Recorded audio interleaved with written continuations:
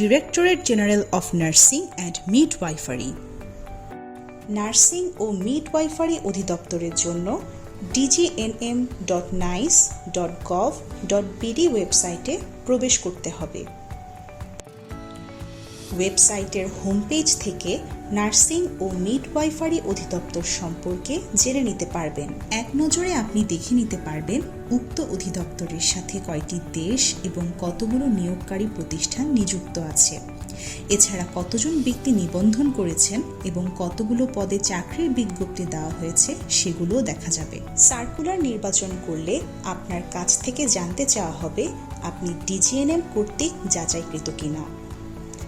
আপনি ডিজিএনএম কর্তৃক যাচাইকৃত হলে ইয়েস বাটনে ক্লিক করলে আপনাকে লগইন পেজে নিয়ে যাবে। সেখানে আপনি আপনার ইউজার নেম এবং পাসওয়ার্ড দিয়ে লগইন করে পরের ধাপে যেতে পারবেন।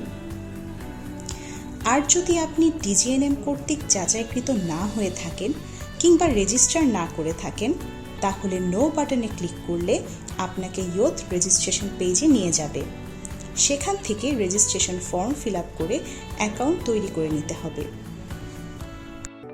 একজন ইয়ুথ ইউজার যেভাবে সেবিকা অথবা ধাত্রী হিসেবে নাইসে অন্তর্ভুক্ত হতে পারবেন সেই প্রক্রিয়াটি ভিডিওতে দেখানো হয়েছে। প্রথমে dgnm.nice.gov.bd থেকে ইউজার নেম এবং পাসওয়ার্ড দিয়ে লগ ইন করুন।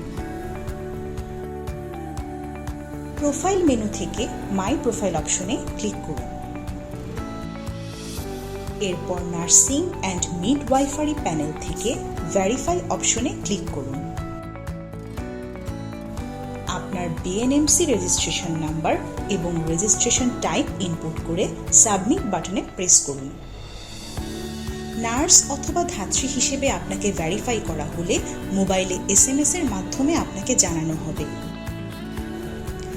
এরপর আপনি লগ ইন করলে প্রোফাইল থেকে নিজেকে ভেরিফাইড হিসেবে দেখতে পারবেন। যদি কোনো কারণে আপনাকে রিজেক্ট করা হয় সেক্ষেত্রেও আপনাকে SMS এর মাধ্যমে জানিয়ে দেওয়া হবে। আপনাকে যে কারণে রিজেক্ট করা হয়েছে সেই কারণ সহ আপনি আপনার প্রোফাইল থেকে দেখে নিতে পারবেন। আপনি চাইলে তখন পুনরায় একইভাবে নার্স অথবা সেবিকার জন্য আবেদন করতে পারবেন।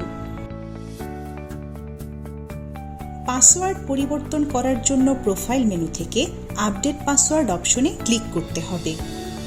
সেখানে ওল্ড পাসওয়ার্ড ইনপুট করার পর নিউ পাসওয়ার্ড ইনপুট করে সাবমিট করে দিলেই পাসওয়ার্ড পরিবর্তন হয়ে যাবে।